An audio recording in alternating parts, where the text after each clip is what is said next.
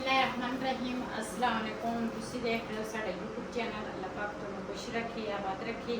इसे दुआ दे नाल शुरू करते हैं अज दा व्लॉग जी। असी ना चले हैं उधर पाथियां लैन। जिस तरह पहले वीडियो च मैं कहा सी, मैं आख्या पाथियां जड़ियां ना पहला मेरे डराता उधर ना दूसरा सफा एक डिग्गा वा कापी का, ते मैं आख्या भी ना जाना वा दूसरा पाथी लैन। तो वो पाथियां लैन ना अज असी चले हैं। तो मैं आख्या उत्थे जाके ना कुछ रास्ते के सीन जोड़े अपने भैन भरावां नाल शेयर करांगी, कुछ उत्थे जाके ना तुहाडे नाल शेयर कर दी हाँ। ये तो मीटिंग काफ़ी सारी गई है।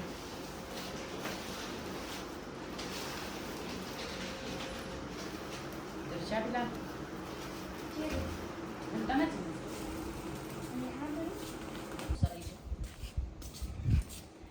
बिलाल यही बल पटका पोसार का रोड़े तक बच्चे ते पिछा था जी। असी ना चले हैं ते उस तो बाद ना शज़ेब तो है रुचा का ना शज़ेब रुचा चलो मैं मोटरसाइकिल चलाता चल चाबी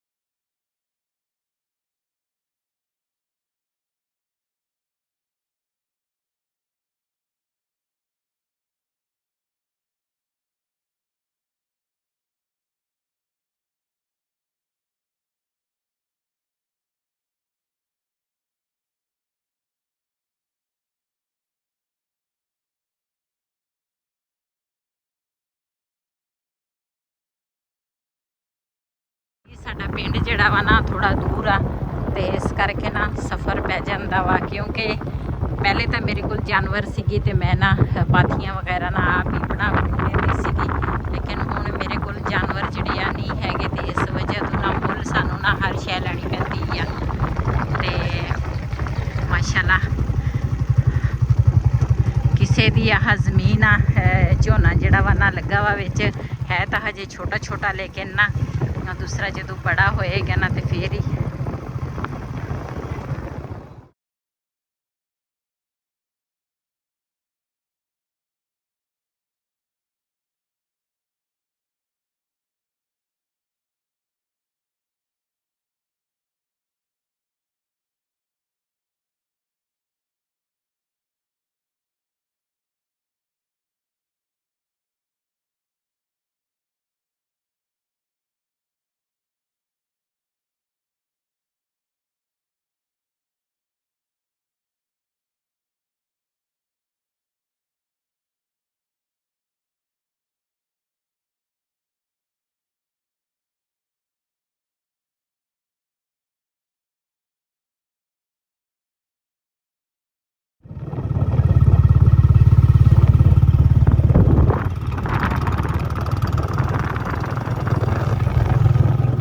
ना इस तरह काफ़ी सारे जानवर बने होंगे आ। ते इधर भी नास्ते ते ना असी जावांगे, क्योंकि रास्ता जिहड़ा वा ना नज़दीक आ। ते इधर दी ना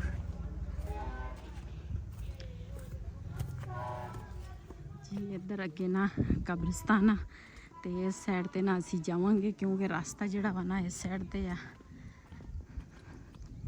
शज़ेब नूं नाल लैके आई हाँ। शज़ेब ना मोटरसाइकिल ते उस रास्ते ते आ गया, परले रास्ते ते, क्योंकि रास्ता ठीक नहीं सी इधर नाल है कब्रिस्तान। हाँ तुसी देख सकते ते नाल जनाजे गावा इस साइड ते। सूरज जिहड़ा वा ना वो भी गरूब होने लगा जी। असी ना सीढ़ियाँ ऊपर ना चढ़न लगे है ऊपर छत ते गवीरा।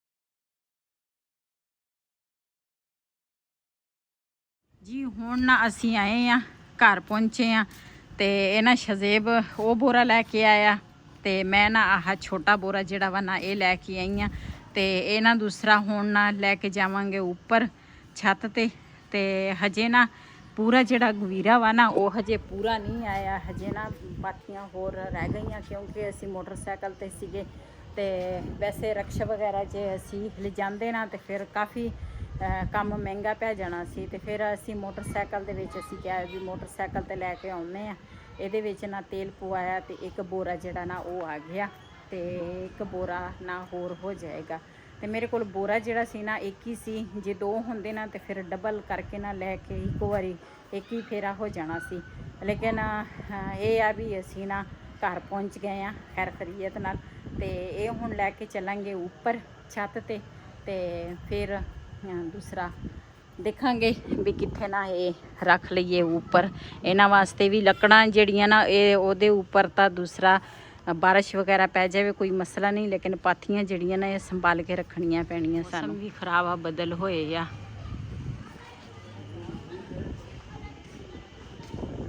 ਹਵਾ ਵੀ ਚੱਲਣ ਲੱਗ ਪਈ। ਚੱਲਦੀਆਂ ਉੱਪਰ ਤੇ ਪਾਥੀਆਂ ਜਿਹੜੀਆਂ ਨਾ ਉਹ ਰੱਖ ਲਈਆਂ ਉੱਪਰ। ਆਈਆਂ ਦੇਖਦੀਆਂ ਬੇਟੀ ਨੇ ਕੀ ਬਣਾਇਆ ਵਾ, ਕਹਿੰਦੇ ਸੀ ਕਿ ਆਂਡੇ ਬਣਾਏ ਆ ਤੇ ਨਾਲ ਪਿਆਜ਼, ਆਂਡੇ ਪਿਆਜ਼ ਬਣਾਏ ਆ ਤੇ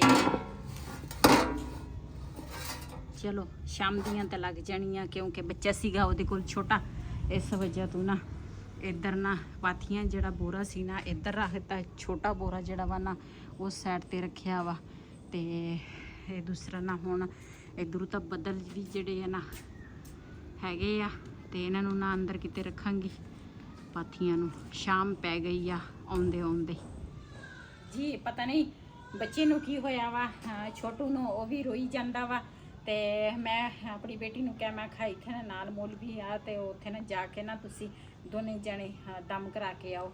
ਤੇ ਅੱਜ ਦਾ ਵਲੋਗ ਸਾਡਾ ਇਹ ਸੀ। ਅਗਰ ਸਾਡਾ ਵਲੋਗ ਪਸੰਦ ਆਇਆ ਹੋਵੇ ਸਾਡੇ ਚੈਨਲ ਨੂੰ ਸਬਸਕ੍ਰਾਈਬ ਕरें, ਲਾਈਕ ਕरें, ਸ਼ੇਅਰ ਜ਼ਰੂਰ ਕरें। ਇਸੇ ਦੇ ਨਾਲ ਆਪਣੀ ਭੈਣ ਨੂੰ ਦਿਓ ਇਜਾਜ਼ਤ। ਅੱਲਾ ਹਾਫਿਜ਼।